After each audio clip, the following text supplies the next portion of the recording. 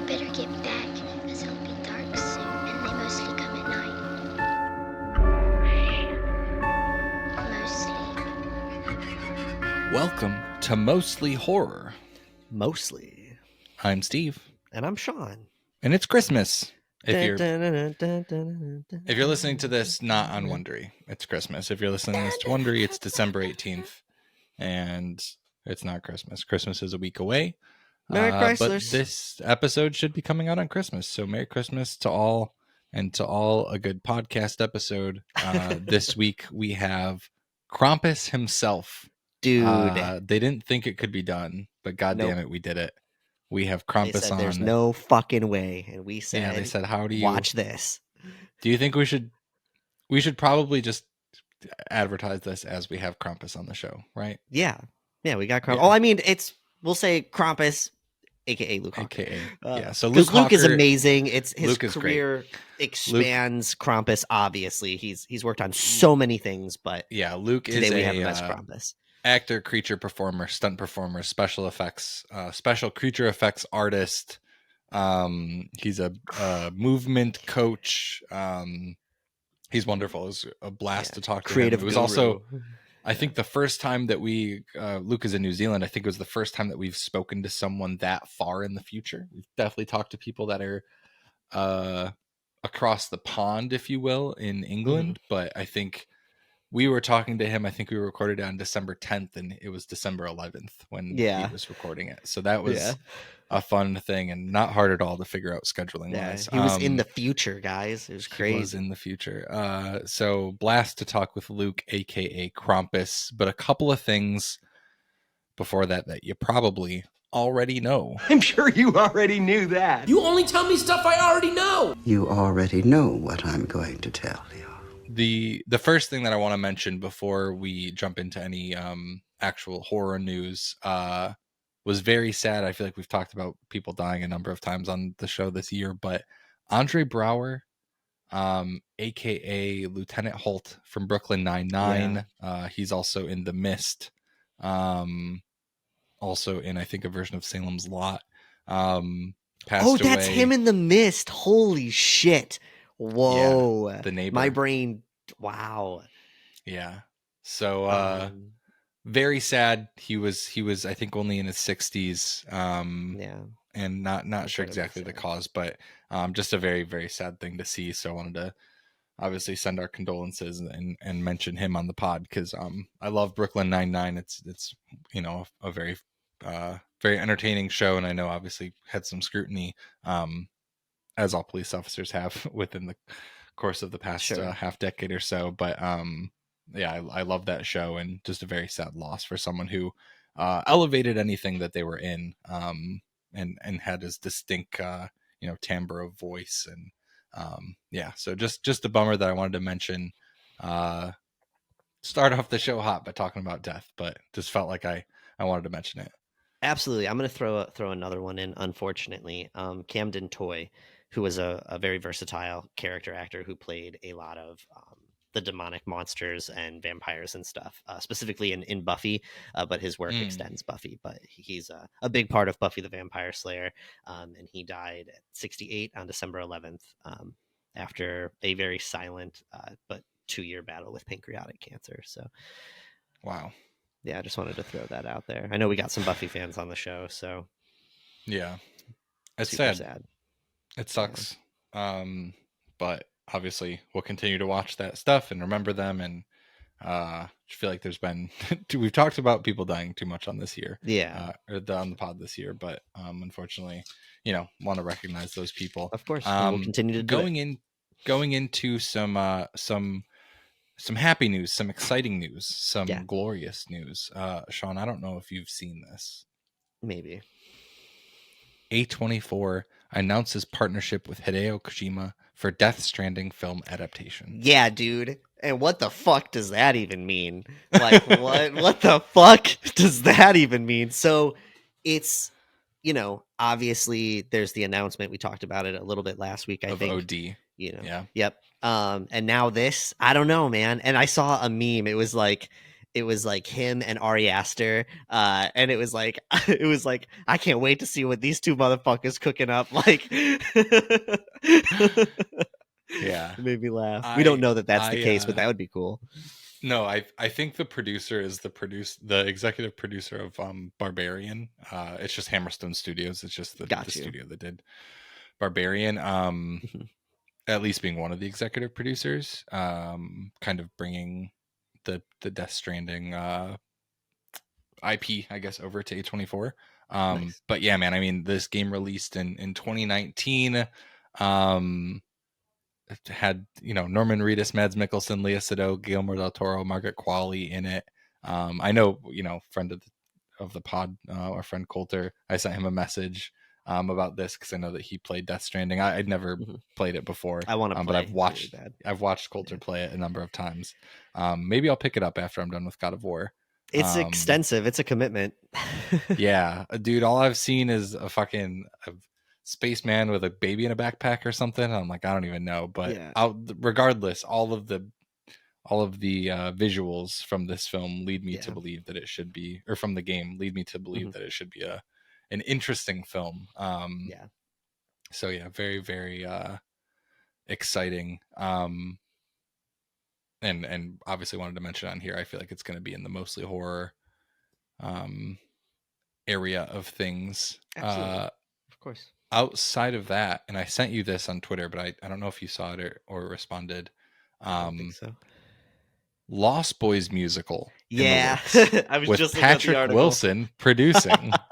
So it's really interesting. I think Patrick Wilson did at the end of the new Insidious film, I didn't realize he was a musician or was musically inclined, but I guess he did like a song or cover with Ghost. Which goes over the credits of the Insidious film, the new Insidious film that he directed. And so yeah, I mean, this is going to be a legitimate musical. Like, I'm so down. There's so much there. It has Someone from Parade in it, which was a popular musical that just ended. One of the book writers is going to be from It's Always Sunny in Philadelphia, so the musical should be funny.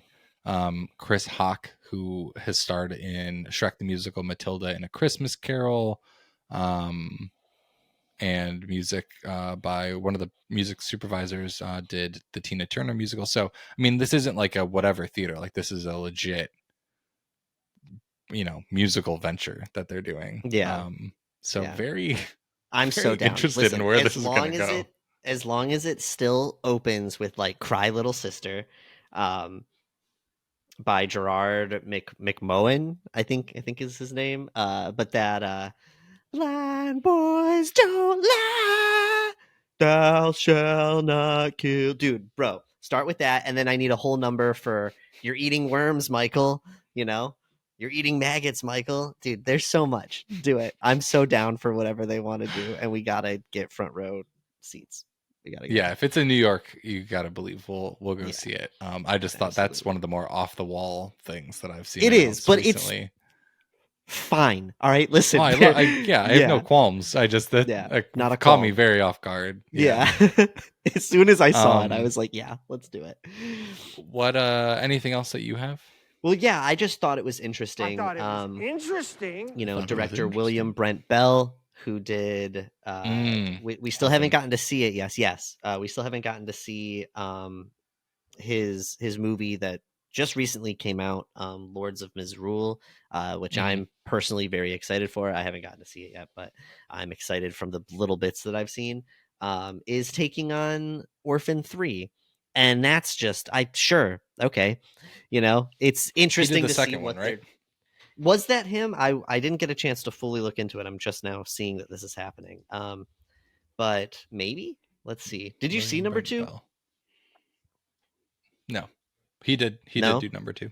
Okay. So, you know, The Orphan is a goofy story in general. I think it was perfect as like a goofy, weird one-off horror flick. I didn't know how I was going to feel at all about 2. 2 is certainly silly, and some of the CGI stuff they do to age down the actress. Isabel Furman. Yeah. Yeah. Seeing her reprise, like, I think she's great for the role, but seeing her get aged down was really interesting. And the plot is so strange. Like, they know what they're doing. I'm down. Whatever, man. I think it could be fun. So let's do it. Yeah. But yeah, just had to throw that out there. I didn't realize that they were doing a third. I did see the Lord of Misrule. Obviously, we haven't seen the film. I meant I've obviously seen it teased and stuff. Right. But yeah, still a need to watch. Anything else that you had? I forgot that there was one other thing that I wanted to mention. No, those are the main things that caught my attention. That and well, I'm kind of excited for I just recently saw the trailer for Destroy All Neighbors, with Jonah Ray. Yeah, yep, from Mystery Science Theater.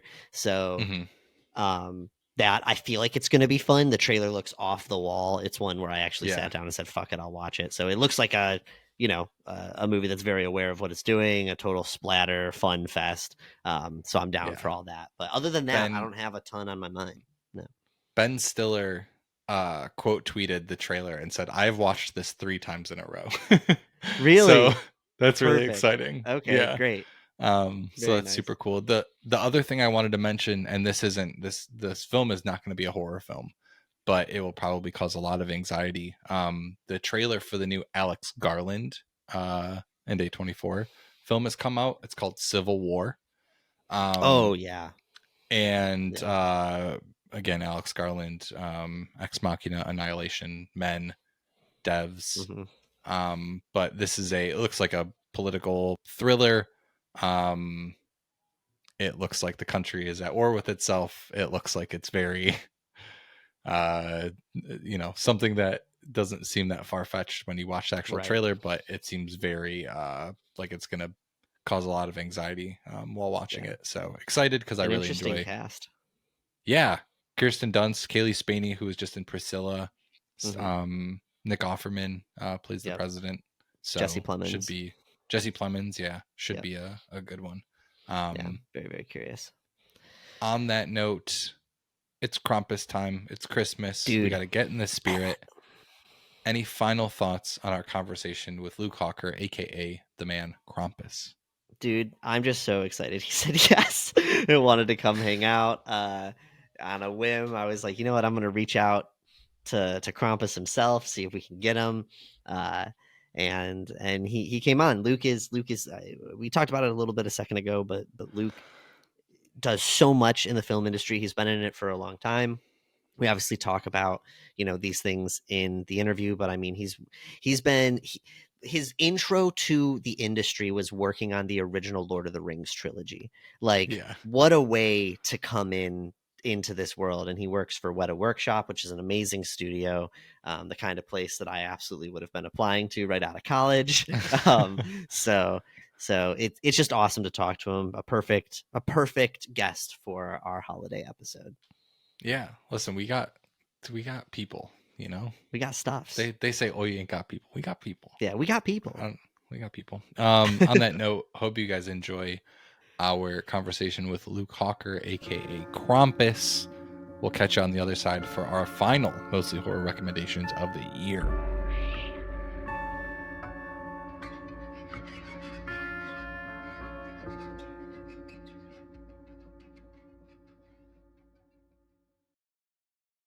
All right, we are joined today by Luke Hawker. Luke has been working as an actor, creature performer, stunt performer, and special creature effects artist for over 20 years, most notably playing the titular role in the 2015 Christmas horror classic Krampus. Luke, thank you for joining us today. You're welcome. Nice to be here.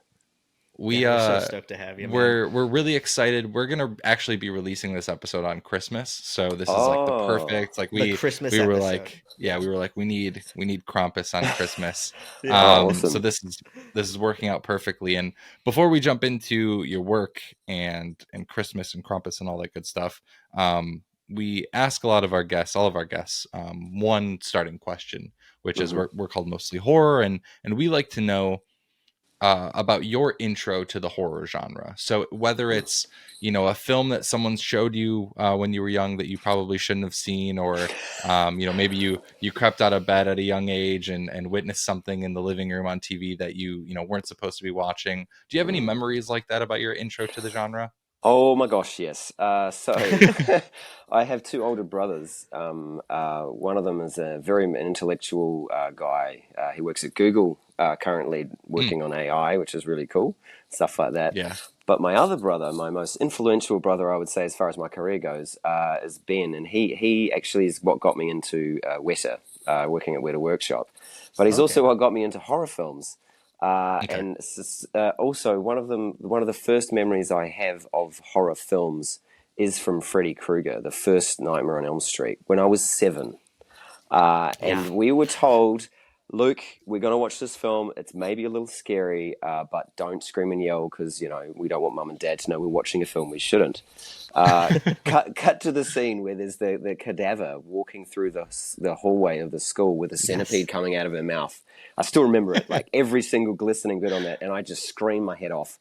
Parents come running in going, what the hell is going on? And it's like, oh, we were trying to watch a film. And it's like, what is this film? And it's like Freddy Krueger.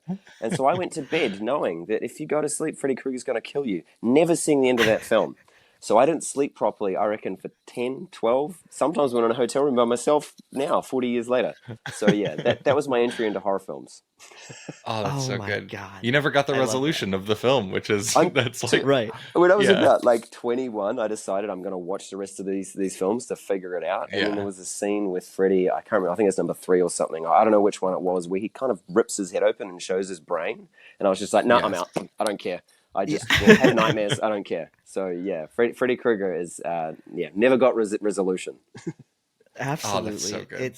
That's like Steve said. This is a question that we ask everyone that comes on, and it seems like our most common answers are, an older sibling showing you something, or just coming across them at a VHS. I love that your brothers seem to be so influential. In showing you this stuff, and AI. Like, we want to talk a little bit about some AI stuff later in the conversation based on some projects that you did. Yes. But first off, your career is so expansive. Frankly, I'm trying to get a full grip on exactly what to call you. You do everything from, like Steve was saying in your intro, stunt performing, there's acting, motion capture, but you also, at least in your work with Weta, you have supervised a lot of different departments, costume departments, things like that. So this is kind of open-ended, but you said that your brother got you into Weta. How did you get into the film industry, and where did your creative venture begin in terms of departments and specific art forms like that? Well, I mean, from a very early age, I was performing. Again, with my brother Ben, we made short films, and we were doing it on Super 8. So we were doing Star Wars homages and Predator homages and things like that. And so he always wanted to be making creatures and Predator, Terminator, Alien, the same old tropes that were brought up on at my age range. And so I was always put in front of the camera. I was always the guy getting stuff stuck to, like toilet paper or bits of latex and stuff like that. And so I ended up being very much in front of the camera with my brother. And I remember being very fearful of it initially, because knowing when that sound started, that was money. That was all our pocket money together to make those films. Yeah. And so I had that pressure, but also going on with that, I was a gymnast. And so I started doing gymnastics at a really early age, quite a high level gymnast. I was state champion in Australia for when I was 12 and stuff like that. But then from that led on to dance and then acting, because I was doing dance through gymnastics and then acting in high school. And so that was kind of my whole thing was I'm performing. I'm going to perform my whole life. That's what I wanted to do. I got the theatre bug very early on. But then before I was going to go to drama school, when I left high school, my brother he worked on films like The Matrix and Dark City in Sydney, where he was working. And he happened to meet this gentleman called Jason Doherty, who was at a makeup convention in Sydney in 1999, and said, "Hey, you're a New Zealand resident, and there's a project going on in New Zealand we can't talk to you about, working at the guys who made Brain Dead and Bad Taste, and do you want to come over and work on it?" And my brother's like, "Yeah, sure." And I got over there and was like, "Oh my God." And so he rings me up saying, are you going to go to drama school this year? And I'm like, yeah, man, I think so. And he's like, oh, I reckon you should give it off for a year or two. And I'm like, why? What could be more important than doing drama school? And he's like, well, come over to New Zealand and we can tell you. And I was like, Wellington, New Zealand? What, like the back end of nowhere is being, what could they possibly make there? And then I turned up and sure enough, it was Lord of the Rings. And I was like, holy crap. And so that basically, I'd done some stuff with my brother making, creatures and stuff like that for our own things. And I did a tiny bit with the companies that he worked in Sydney. And so I had a knowledge of like mold making and prosthetics and, wearing them a lot. But when I turned up, it was a bit of a trial by fire. And then I got to make orcs and goblins and urukai. And it was a dream come true for an 18-year-old who was, about to embark on a drama school and who knows what, to be thrust into the film industry at such a, pivotal moment, especially in physical effects. And so I was the guinea pig at Weta, basically. I'm super average, man. I'm generic size. I was the same size as Elijah Wood back then. And so I was used a lot for his, like when his finger gets bitten off by Gollum, that's my finger that was used to make the mold. When he gets stabbed at Weathertop, that was my shoulder that was used to make those pieces and stuff, and did a lot of tests. And so, I just was, happened to be the shop kid who got thrown into all that stuff. And then, that was my entry into the film industry. And that was me for the next 5 years, making Lord of the Rings. Yeah. What an entry, like what a place to come in. And I love that you just, you showed up and you're eager, and whatever they needed you for, it sounds like whatever they needed you for and whatever you could learn, you were just taking advantage of it. And it was awesome. Exactly that. And the other thing is it's really, really, I think, important. And I say this to all people starting out in the film industry. When I first started, I had no idea what the hell I was doing. My dad was a film producer, but he did documentaries and TV ads and stuff like that, not feature films. And so when I started at Weta, I was really specific about learning the craft and learning those things and making sure I was taking it all in and learning that stuff. But more importantly, because we all know where this is going, it's going in front of a camera on a film set. When I went onto set, I basically was a sponge. And I remember sitting there, and I can't remember who said it to me, or I might have just done it through osmosis. I sat on set every day and I watched one person who was walking around like a grip or a camera, focus puller or a lighting guy, and just went, what is that guy doing? What is that girl doing? Where is she going? Who does she report to? How does she work? And so I had a film school over 4 or 5 years of being on set, learning the hierarchy, learning all those things. And I think it was the best way for me now to feel so comfortable on a film set, is that I know not at all people's jobs top to bottom, but I understand where each department and each person fits in it. It was the best film school ever. So thanks, Peter, and the New Line Cinema for paying millions and millions of dollars for my film school experience. That's so that is irreplaceable. You that is so much better than sitting, as someone who left film school because it didn't feel like it was worth it, the things that I was paying money to sit through and watch movies. That is the sort of film, that is why people move, for us, in New York, like that is why people move to New York or LA at a young age to try to just get in it, because that's the really valuable lessons that you learn. And I knew where that story was going with Peter Jackson and you teeing it up, but even just hearing you say it is the best. I love that story so much. Yeah. Yeah, I think Quentin Tarantino said it as well. The best way to learn how to make movies is make movies, and that's what and the thing is that when I first started making movies, as I said, we had a Super 8 camera, and then later on, when my brother and I made a horror film, we had to use like a Canon XL2 or basically something that still took mini DV, and we tried to upres it. Whereas nowadays, man, you got an iPhone, your phone, yeah, and you got an instant platform. You got YouTube. So if you want to make movies, you got no excuse now. You got people who want to act. You got scripts you want to write. Just do it. Yep, access to so many different editing programs, and it's just all right here. Yep.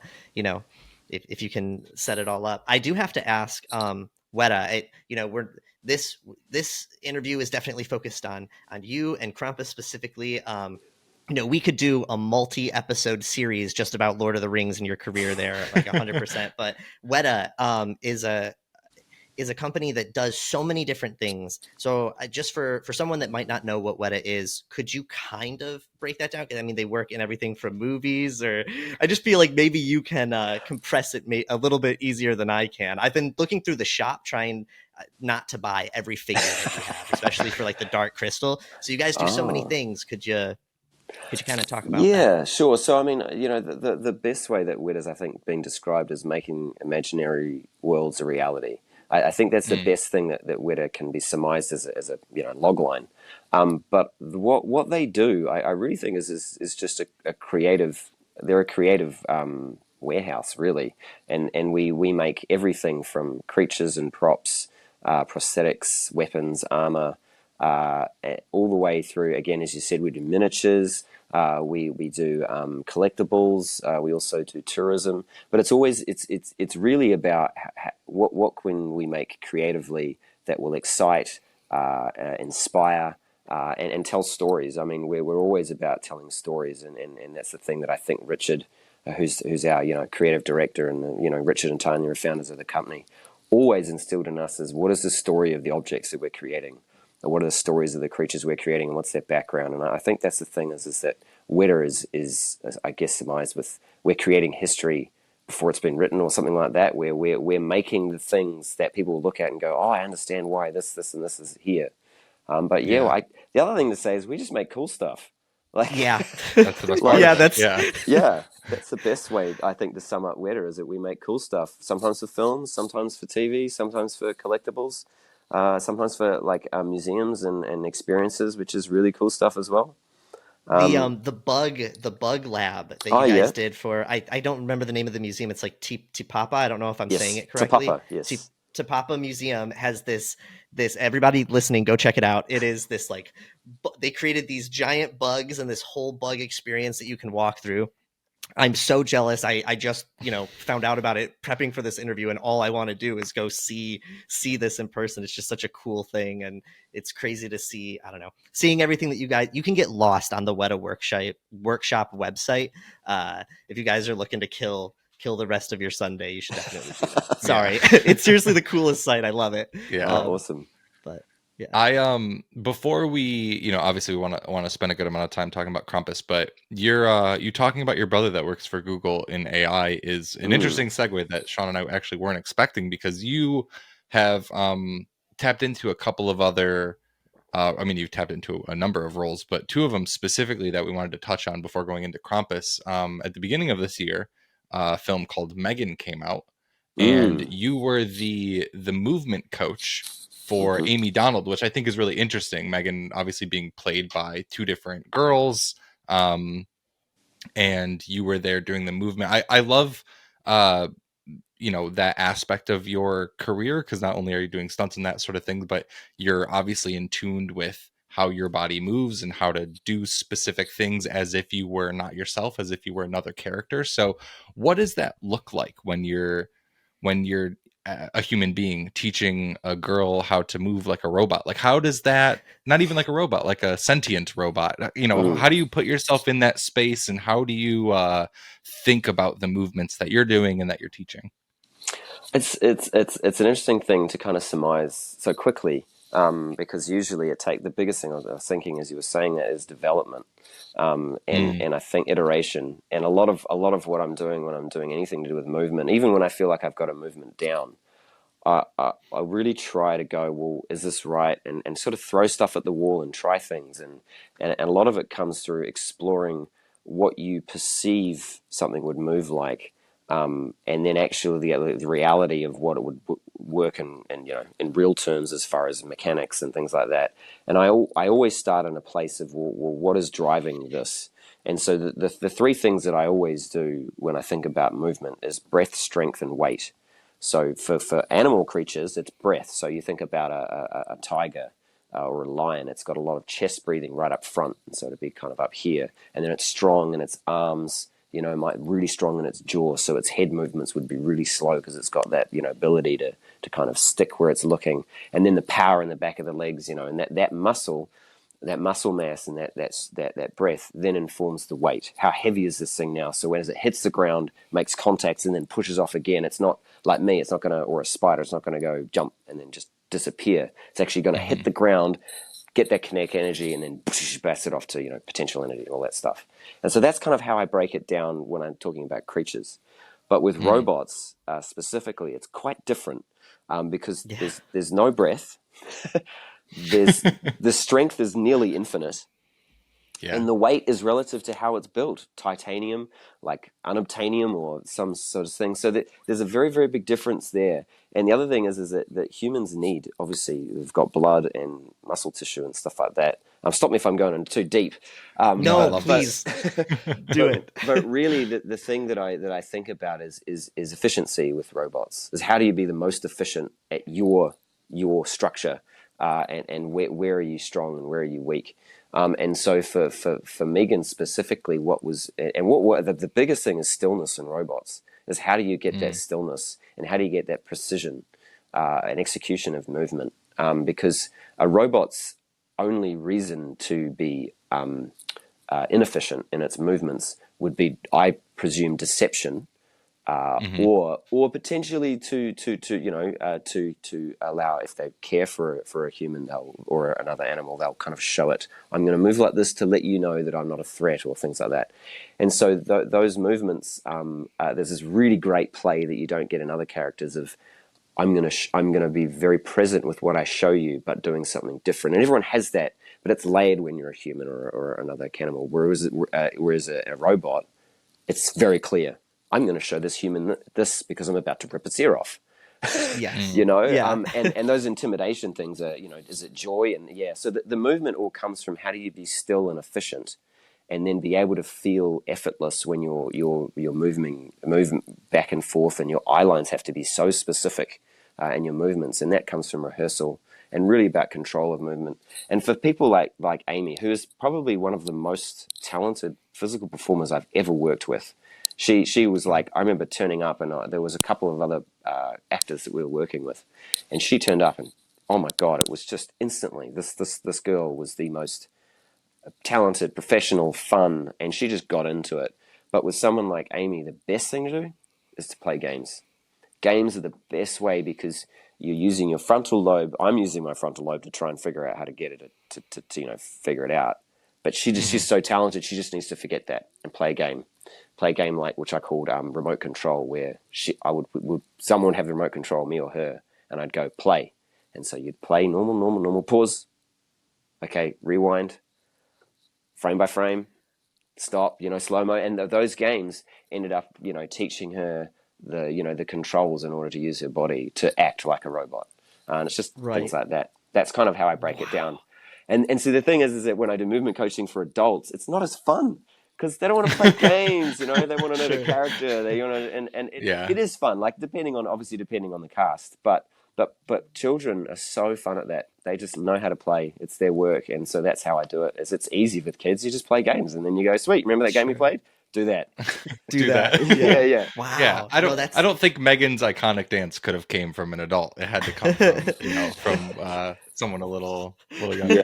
Yeah. There was a big collaboration between her choreographer, and that, and what we did is we saw what she was doing and the choreographer was doing, and obviously Gerard, the director, informing that, and then we just did, okay, cool, that's great, that's really awesome. But that what if that dance you're doing, just play with your heads a little more and keep your head like perfectly straight, or the bit with the knife, that change is really clear of like cutesy on the wall and then bang, like just full evil. And so that's the great collaboration as well, was using her talent, her choreographer's wonderful input, and then the director to kind of create the synergy of iconic.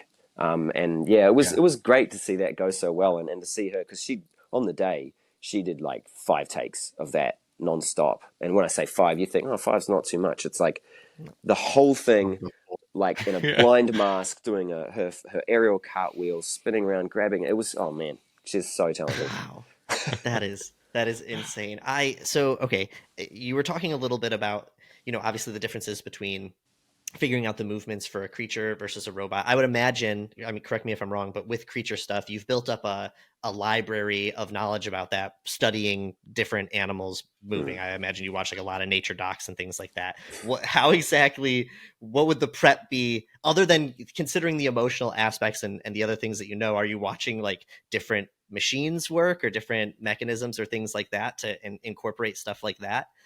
I would say Boston Dynamics has probably been the best company that has helped us to kind of nail that down.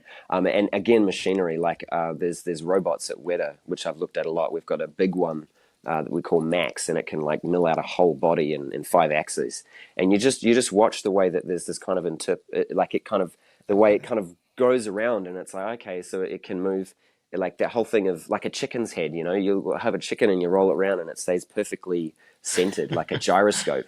And you see those things and you're like, wow, how is that move like that? And how do then I create that? And how do I propel that? And yeah, Boston Dynamics was one of the things that Spot the dog with its head going forward and just watching the way they do it. But then also you interesting, like one of the things I was going to talk about before is that whole thing of it has to be thematic. It has to look like something that we would associate, because obviously you look at Asimo, that Honda robot, one of the first ones, and if you had a whole character moving around like that, but it's supposed to be intimidating, it wouldn't look right. It would look a bit weird. So you kind of have to take some of those influences from physical robotics and then kind of play with them a little bit to lean into the characters to make sure that they're right for that. But yeah, lots and lots of feeds of YouTube clips of different types of robots, and also I have to take also the VFX teams, like especially Weta Effects, things like what they did for iRobot and other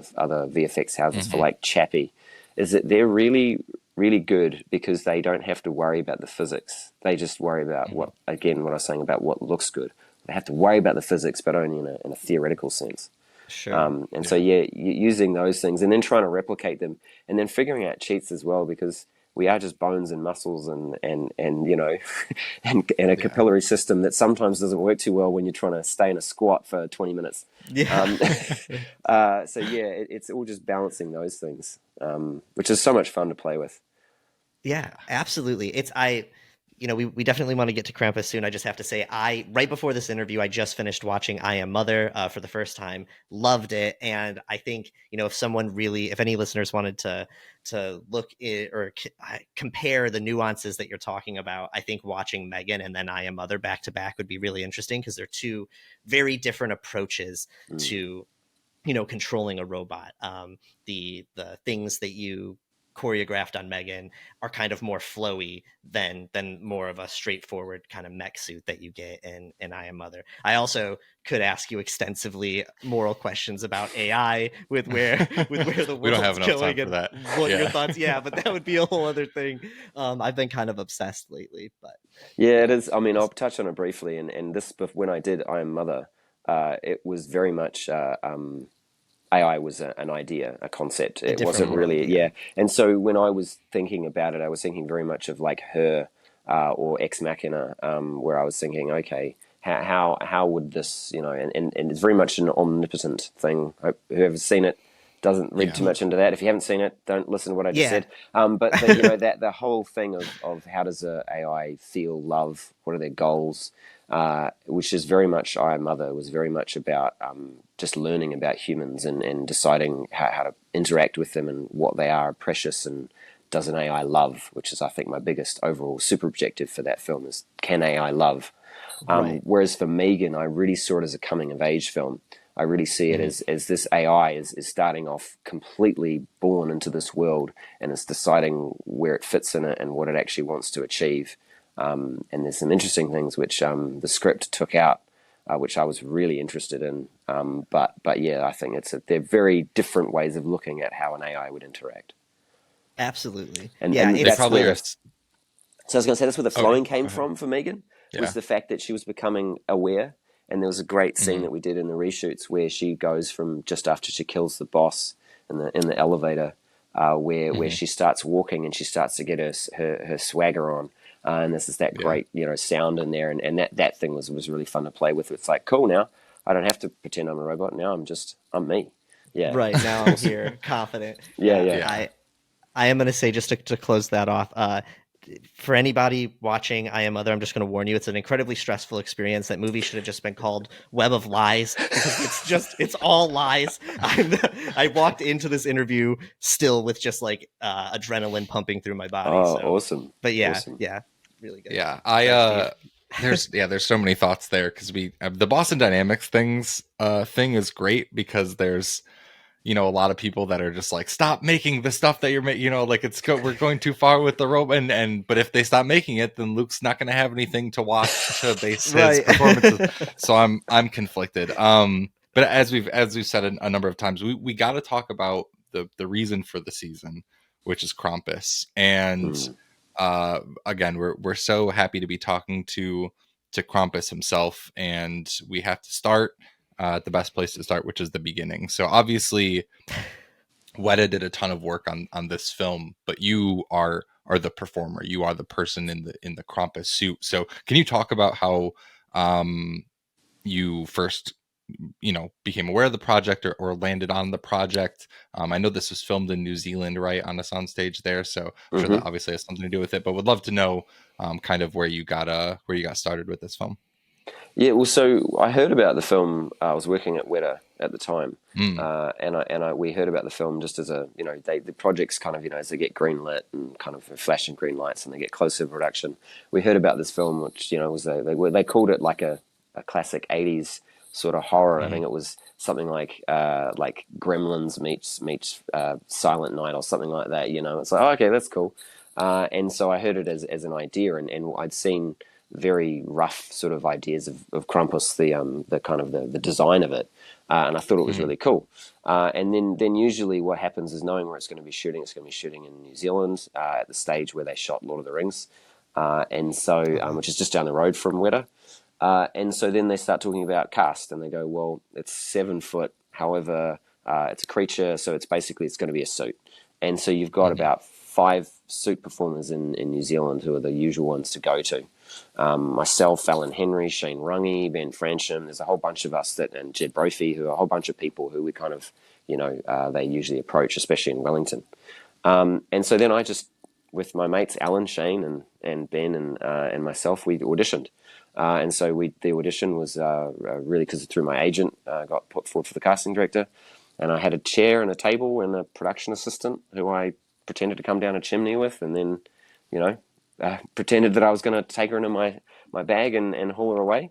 And so, I did the audition, and I didn't hear anything about it for quite a while. And so I was assuming, oh, well, Shane must have got it, or Alan got it, or I don't know. And then I got an email from my agent saying, we're really, really close with the deal. Please don't, you're still in for it. I'm like, in for what? And they're like, Krampus. I'm like, oh, really? Oh, okay, sweet. Okay, cool. 5'9" dude playing a 7 foot creature. Okay, sweet. That sounds interesting. But then, then I got cast, and then they said, we want you to be in the suit, because one of the things that they really wanted was, I don't know if you've seen it, but the designs of the creature is much more like a dog-legged kind of demon. It doesn't have like a human structure. It has this dog-leg demon sort of thing. And we have what we call digi-legs, which are like, they use them for LARPing now, which are these big sort of stilts, and they can put you up about, 3 feet. And so that was it. They were like, well, we would want to use you because you're the right frame. Because if you put someone who's like Shane, who's like 6'3", he's going to be 8 foot, whatever, versus me. Yeah. And so basically we just started playing with those digi-legs, because that was the first thing. And then I got the role, and they were happy to have a little dude in there. And I started getting ready to wear lots and lots of cloak weight. So, we'll definitely talk about all the cloth that you had to have on top. Absolutely. Going back really quick. So your audition, is that you not in a suit, like just enacting, just clean, just me in a singlet and a pair of shorts, and just doing it that way, because the thing is that, and this is the most important thing, if there's any performers who are listening to this, and who wanting to show your work, show your performance capabilities, don't turn up in a baggy costume. Don't turn up. The people who are watching this, they want to see how you can move, and it's the same thing there. They need to see that you have the control, the ideas, that you know, and what's really also important is the face. Although it's not going to be your face, it shows the intention of your creature. And if you go in there and you're acting just like, oh yeah, I'm a creature, rah, the casting director and the director is going to be like, I don't really feel like he understands the idea of this. So making sure you can see your face and you emote. And when I'm ever in a suit and in a creature suit, no matter what it is, I'm emoting. And I'm because it changes how your body reacts to those situations, and it changes your intentions quite clearly. You see people do half speed rehearsals, even stunt performers. Half speed rehearsal, no vocals, no nothing. Full speed rehearsal, everyone's screaming, everyone's yelling, everyone's getting angry, and it changes the way your performance works. Absolutely. And even if you don't see it or read it, it will change the way you react to those things if you believe it. So yeah, it was me in a pair of shorts and a singlet. Yeah, I love that. They gotta know that you can actually be the spirit of Krampus and every unholy thing about Christmas inside of that suit. That makes a lot of sense. Yeah. So I'm a little bit curious. So you work with Weta, and they, Michael Dougherty and like this studio comes to you guys to work on the project, but you're still auditioning. Is there like I guess I'm just curious a little bit about that relationship. Like how does that part work? You're already working on the film in certain aspects, but then you're still auditioning. Does my question make sense? It does make could you sense. still have a hand in the other areas, kind of? So the thing is, in New Zealand, we have very different, this is very topical as well. We have very different laws and relationships with engaging with production companies. So in the States, you guys have SAG-AFTRA, and you've got the whole unions and stuff like that. We don't have any unions in New Zealand. So we don't have any film unions. So the other thing we don't get a lot of is that we don't get residuals as a performer. So for me, and this is very interesting when I talk to other actors and other performers about this, for me, my diversification comes through the fact I love film, I love creatures, and I love doing stunts and performance and making things. But also, it's a bit of necessity. Is that I've worked in many films, and some of them are very, very successful. But I got a paycheck, and then that was it. And so I have to have the ability to go, well, okay, so I'm working at Weta, making molds of Krampus's face, that I'm then going to have a different contract with the production company as a performer, because they're hiring Weta Workshop's hiring me to make stuff. The Legendary is hiring me to be their performer, and so those things they have a crossover. And the other thing is they get a great benefit. Like for I Am Mother, I was the person hired by Weta to run the making of that suit, but also I was the performer. I had no say in whether I got cast. I did have to pass to make sure my body shape was the right shape for the design. But I then had access to the actor all the way through the production, making the suit. Right. And it's the same with Krampus. They were like, okay, so we like Luke's performance.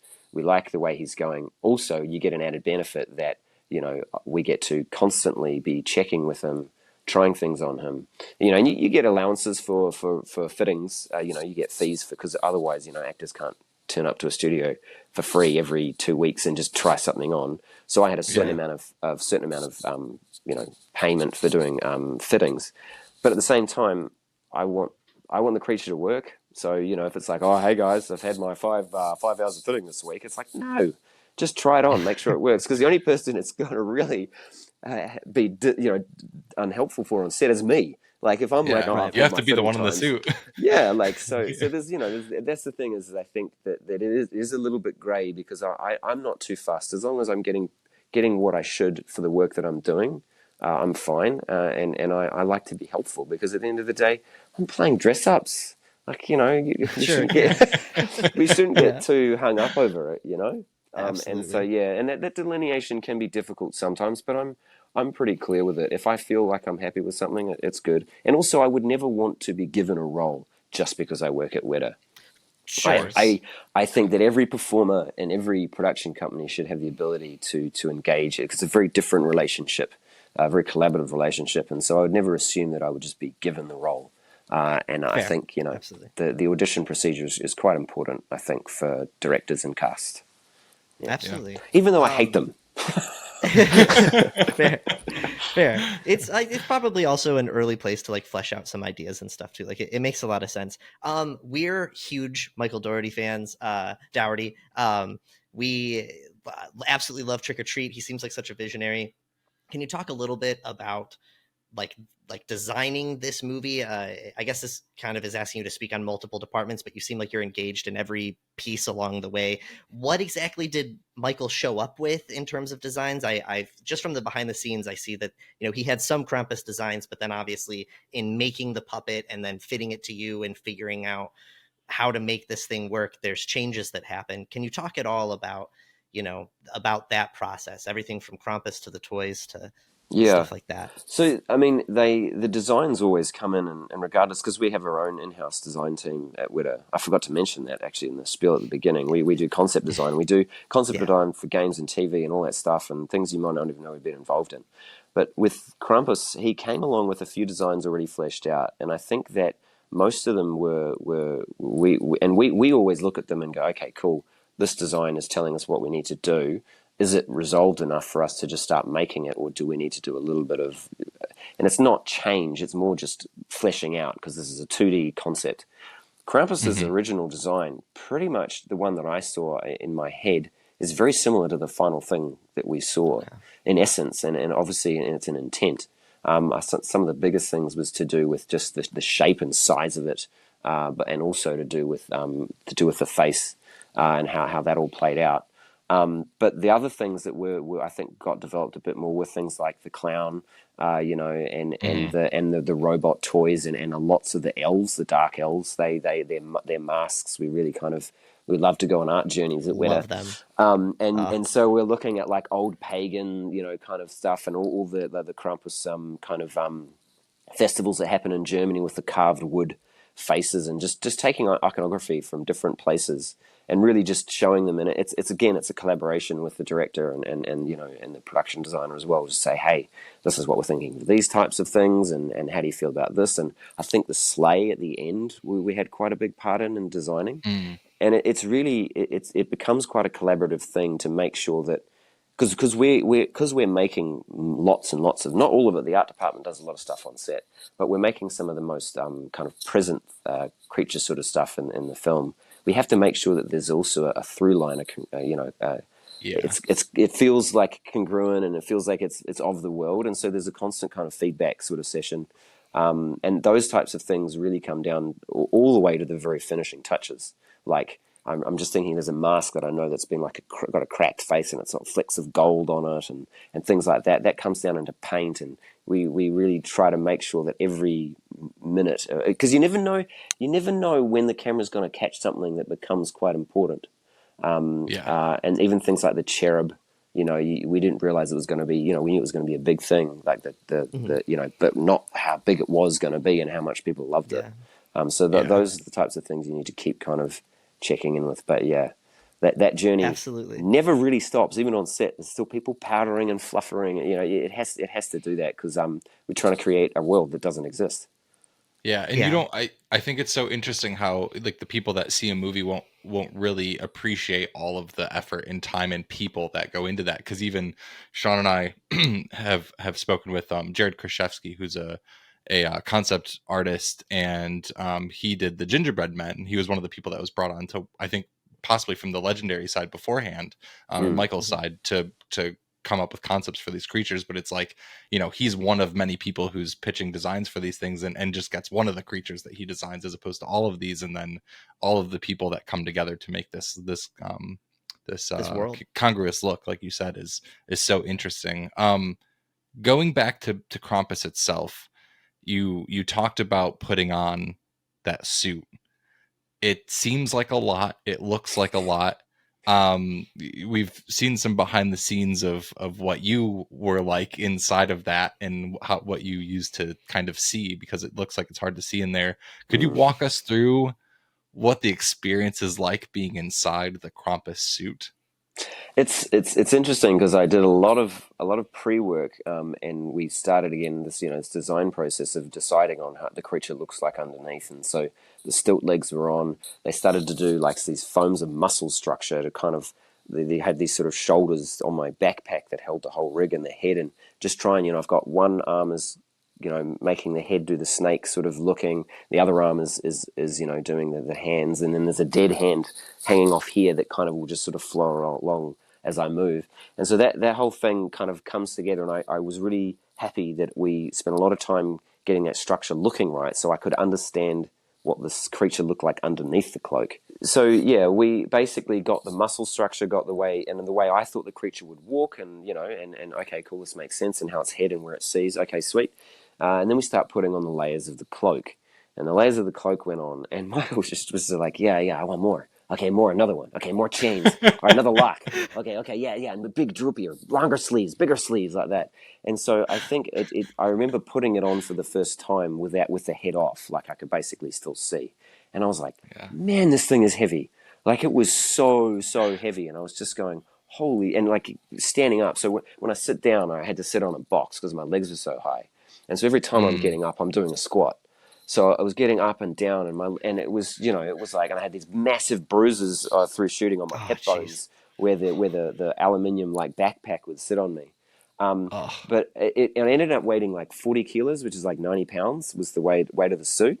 And I only weigh like I weigh like 68, so what's that, like 140 pounds or something like that's how much I weigh. So I could get this all wrong. I'm in the metric system in the future. Sorry, it's fine. We'll do the conversions after. Still, 90 pounds is a lot, especially if you're for extended amounts of time. That's exhausting. That sounds so exhausting. Yeah. But the biggest thing was when I could do the movements, and then we kind of messed with the movements quite a lot with Michael. Because I had this idea in my mind of this creature that kind of was really like I guess it felt more like I want to say like a big bison, like a buffalo or something like that, that was kind of elegant but really heavy.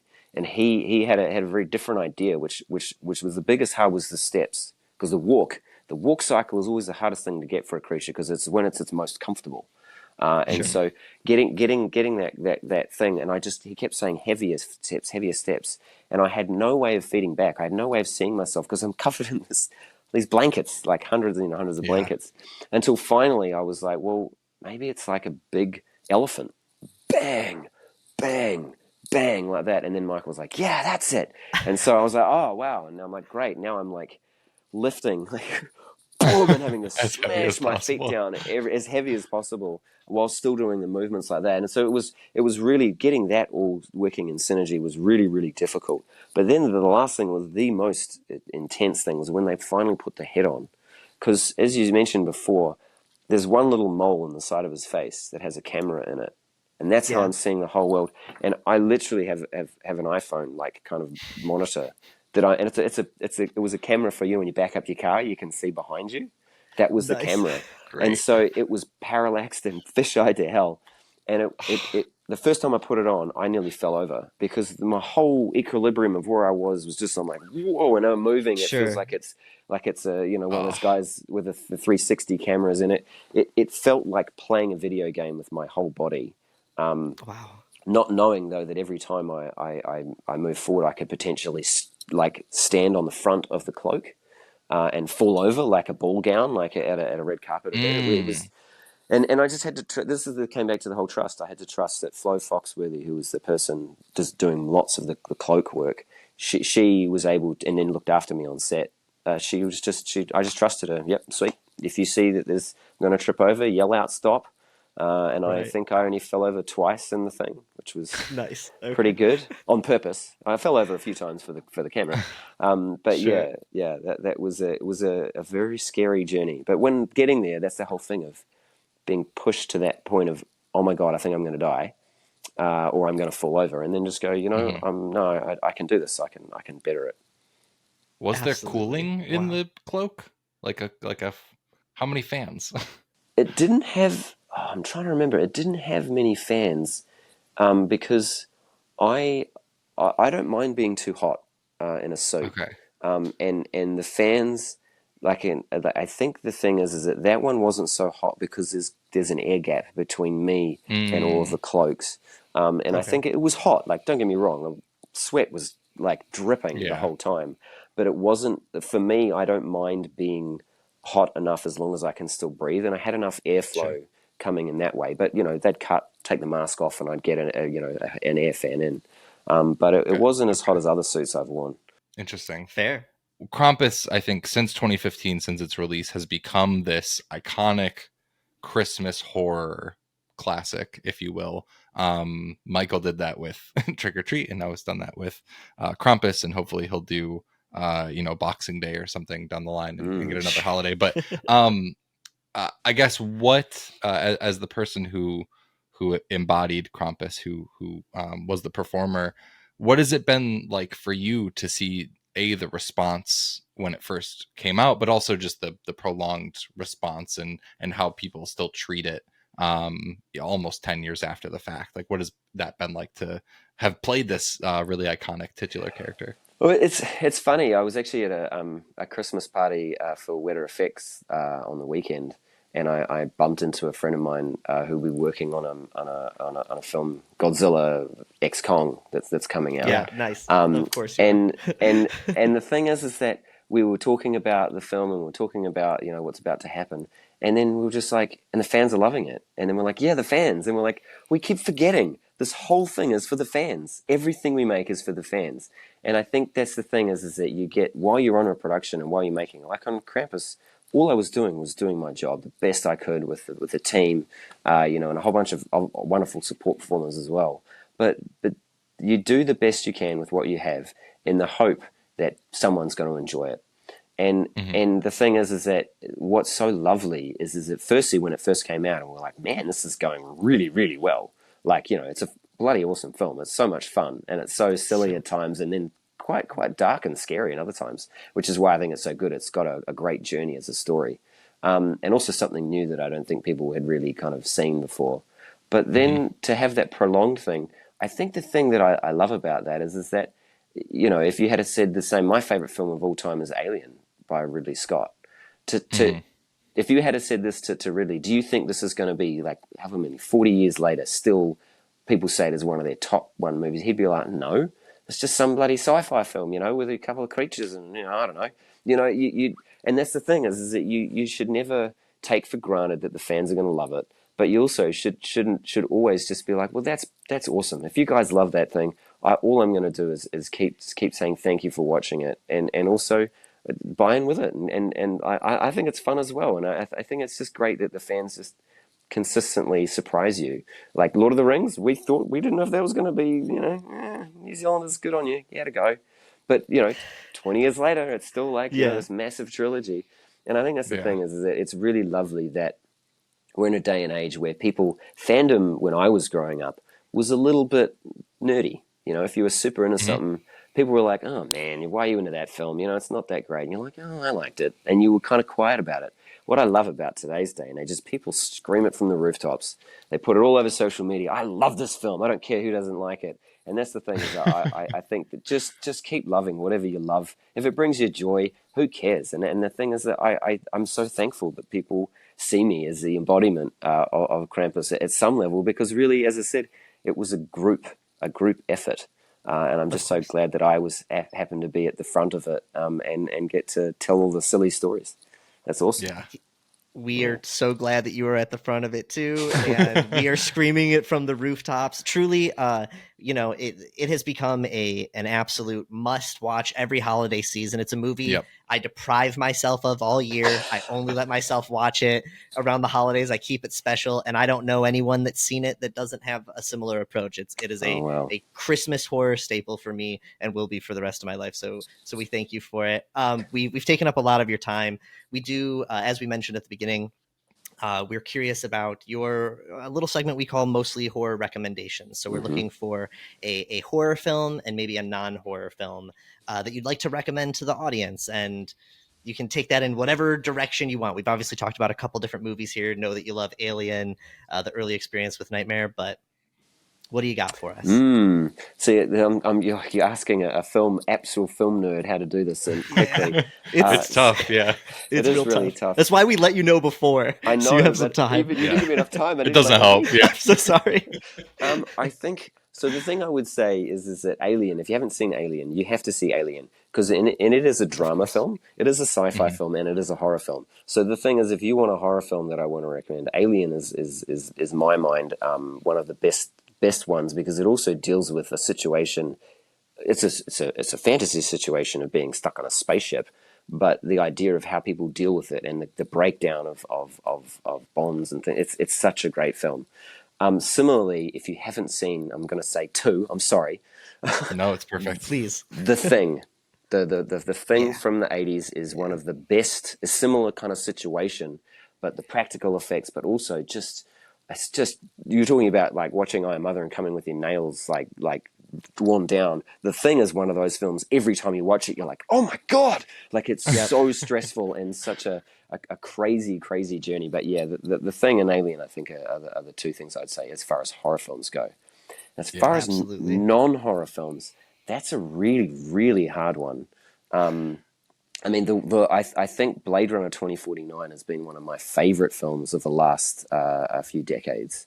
But I think one of the films I think that we should watch, we really should watch, is Her. Her's a very with Joaquin Phoenix. It's a very slow burn, but the reason I say we should watch it is because right at the end of it hints at something. I won't spoil it for those of you who haven't seen it, and it is a slow film. It's not a flashy horror, crash film. It's one to ponder, but I think we're touching on it that whole film, and the end of it is very makes you feel very human and very small, and I think we have to take heed of what is potentially around the corner. About what's happening in the world. I'll tell my brother maybe you should slow down for another couple of decades. Yeah. Three of your four movies have Alien has some AI robotic stuff. Blade Runner has all some AI cautionary robotic tales. stuff. Her, I do have to say, Her is one of my favorite. I actually have a Her tattoo right here, and it's one of my favorite films because it hit me really hard when I watched it. But it's a film that like I have a lot of favorite films that are like I'll put them on at any time. Her, I can't do that because it is so emotionally draining in like the best way possible. But I absolutely love Her, so I'm so glad that was one of your recs. Awesome. Yeah. Well, Luke, we really appreciate your time so much. If for some reason people listening to this haven't checked out Krampus, do it. Also go to the Weta Workshop website and just get lost on it. You'll get lost. But Luke, thank you again so much. We really appreciate your time. Hopefully we'll chat again soon.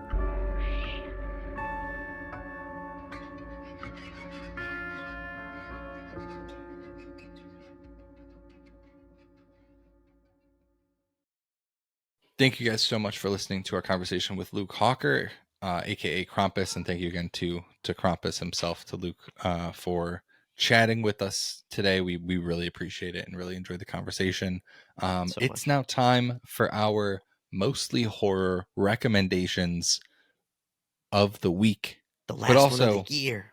The last one of the year, and you're not even going to get any next week because next week we have our boy Mike Scollins back for the second annual Spook'em Scare'em Awards. So there's no recs there, although we do say most anticipated, so that might be a little. That's not a rec. It's no. There's a lot of recs. We talk about a bunch of movies that if you didn't get a chance to see this year, you can go over and pick. But recs for this week. I didn't talk about this film yet, but I saw it earlier this month. Dream Scenario. It is the new Nick Cage A24 film, directed by Christopher Borgli, produced by Ari Aster. Back when we had Gabriel Beer Gislason on, he recommended Christopher's film Sick of Myself, which I still have yet to see. But I've seen a lot of people talk about how great it is. And so just by that alone, I was excited to see Christopher's new American film that he was doing. And Dream Scenario is a lot of fun. I love a weird little film. And it is a weird little film. Do you know the premise of it at all, Sean? No, not really. It's okay. Yeah, I know that there's stuff with dreams. He's like a professor, I think. Yeah. Am I wrong? Yeah, that's all that I know. All right, I won't even. You can look up what the premise is if you want. But as has been the case with most recent films, Nick Cage absolutely fucking rules. Not even just recent films. In general, Nick Cage is the best. He is able to... He plays kind of the straight man in this movie. And obviously the things in the film are happening to him, but he is just so good and is just so expressive in ways that I feel like people aren't willing to be expressive. He's willing to get weird for sure. He's willing to get weird. I also just the cast of this film, outside of Nick Cage, Michael Cera makes an appearance in this movie. Tim Meadows makes an appearance in this movie. Even Nicholas Braun has a quick jump scare at the end of this movie. Not literally a jump scare, but he just shows up randomly, and it was really fun to see. Dylan Jalula, who has one of my favorite Twitters, also a great like kind of independent actress, or an actress that's in a lot of independent films. She's in this film. And I also have to say, best fart in a movie that I've seen in a long time. It's not a spoiler to say that there's a fart in this movie, but there is a fart in this movie. Damn, he ruined it. That is so fucking funny that I couldn't pay attention to the next 5 minutes of the film because I couldn't stop laughing. This isn't really a horror film. It's got some, it gets dark. It definitely gets dark, but it's also really funny and really, like I said, it's just a weird little movie.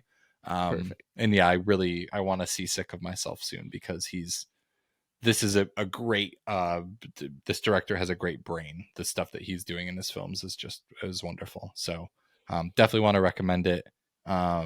If you haven't seen it, check it out in the theater if you can, but obviously, whenever it comes to streaming, watch it as well. A24 actually just made a deal with Warner Brothers where all of their films before and upcoming will go to HBO or will go to Max, which is super interesting. HBO. Call it what it is. Yeah, call it what it is. HBO, even though Twitter, god damn it. Even though they're HBO, or even though it's not HBO because they just removed Watchmen, which was one of their tentpole fucking series. I guess it was so that was a glitch, I guess. Phil corrected it. It was a glitch. And whether it was a glitch or they just immediately backtracked because of immediate negative response, either way, it's back on the show and they're claiming it's back on the streaming service and they're claiming it was a glitch. So everything's fine. Interesting. Okay, I was gonna say because that is a decision. Yeah. Well, I mean they've been making some decisions overall. So, yeah, but that's like one of their best performing things. Won like Emmys or whatever. Anyways, Dream Scenario. You gotta see it. It's so good. All right. Yeah. Part of me wonders, do you think that they would do stuff like that to get people talking about it online as like a publicity stunt? I don't think so. No, I don't know. Like it's smart marketing if they do. I don't know. Be like, well, maybe they'll take it off. I finally got to watch it. I never got around to watching it because that was my thought process. I never saw it. I need to see it, but yeah, I don't know. Either way, I feel like they wouldn't because that's bad press, but all press is good press. So I don't know. Yeah. All right, hit me. All right. So a few episodes ago, we had on director Joe Lynch, and in preparation for something that I was going to be doing, I decided to watch some of his recs, and a movie that he recommended to us is a weird little film from 1991 called Body Parts. And I remembered being interested when he was talking about it, and I finally decided to watch it. So I'm going to go ahead and double down on Joe's rec and recommend Body Parts. It is strange. It certainly is just dripping wet with 90s. It is just soaked in the 90s. It stars Jeff Fahey as Bill Crushank. I think Crushank is how you say his name. I don't 100% remember, but the plot is essentially that a man, a father and a husband, gets into an accident that causes him to lose his arm, and in an exploratory surgery, they decide to give him the arm of a serial killer, a dead serial killer. And he goes on to find out that other pieces of that same man have been given to other people.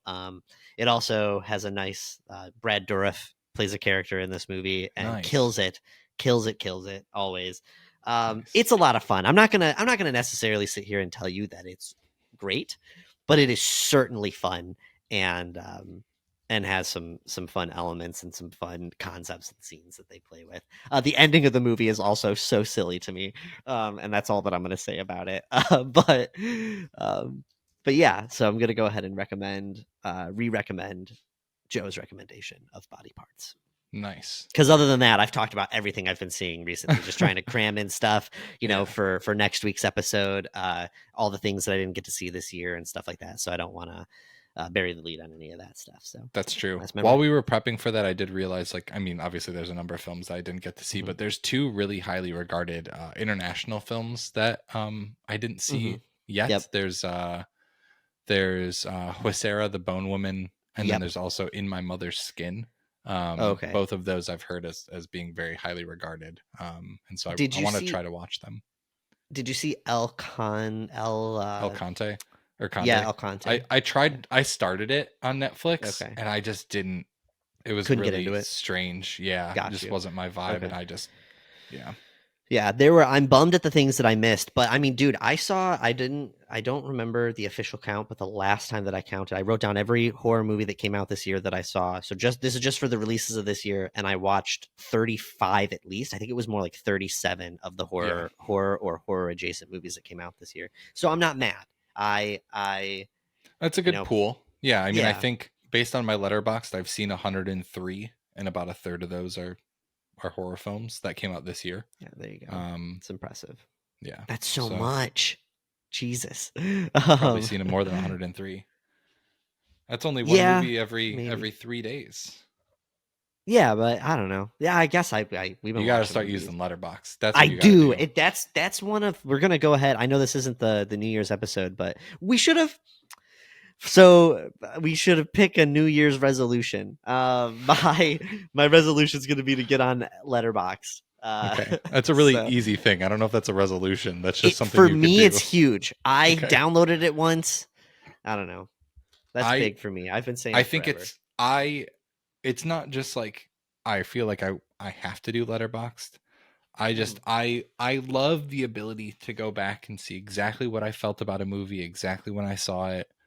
It's good organization. There's movies where I'll go in, I'll rate it as soon as I saw, as soon as I leave the theater, and then I'll go back in the next day and be like, I can't stop thinking about this movie. I'm going to bump the rating of this movie because I can't stop thinking. I record all that sort of stuff because it's so, I don't know. I like being able to see it. So yeah, definitely. Well, I also think for our job, it's a good thing that I should get. Yeah, you should. This is not a Letterboxd ad, but I love Letterboxd. On that note, thank you guys as always for being a part of listening to this podcast. This is another year that we've gone top to bottom of the pod, and really appreciate, like I said, everyone that listens, that shares all of that stuff. Also, this is kind of goofy, but want to thank David Lowery, Alex Johnson, Mick Davis, Tyler McIntyre, Joe Lynch, Bishal Dutta, Jacqueline Castell, Nick Cutter, David Amito, Michael Lechini, Gabriel Beer Gieselson, Alex Heron, Carter Smith, Freddie Carlini, Levi Holloway, Liana Liberato, Z Chun, Brendan Hay, Maxwell Adams, Bomani J. Story, Steve Beck, Jenna Cannell, Catherine Isabel, John Rapson, Mary Beth McAndrews, Cray, Kaylee Morg, Mike Scollins, Christopher Landon, Elza Calpart, Paul Tremblay, David Pryor, Brian Bertino, Ashley Bell, and Keith Thomas. What a year for joining us this year. What a year. That's not goofy. I love that. Let's do that every year. That was great. we love. Thank you to all of you. Yeah, we love everyone that decides to hop on the show with us, and everyone that listens. We really appreciate it. And that is the last episode of Mostly Horror for this year. Unless you're on Wondery, then you got one more on Christmas coming. Yeah. But again, next week will be our second annual Spook 'em Scare 'em Awards. And that is all we got for you this week. Send us an email, mostlyhorrormovienight@gmail.com, Instagram @mostlyhorrorpod, Twitter, TikTok @mostlyhorror. I'm Steven is Average. Sean is Hypocrite Inc. or Hypocrite.inc. And that is all we got for you this week. We will catch you next time. Next year. Goodbye. Oh, shit.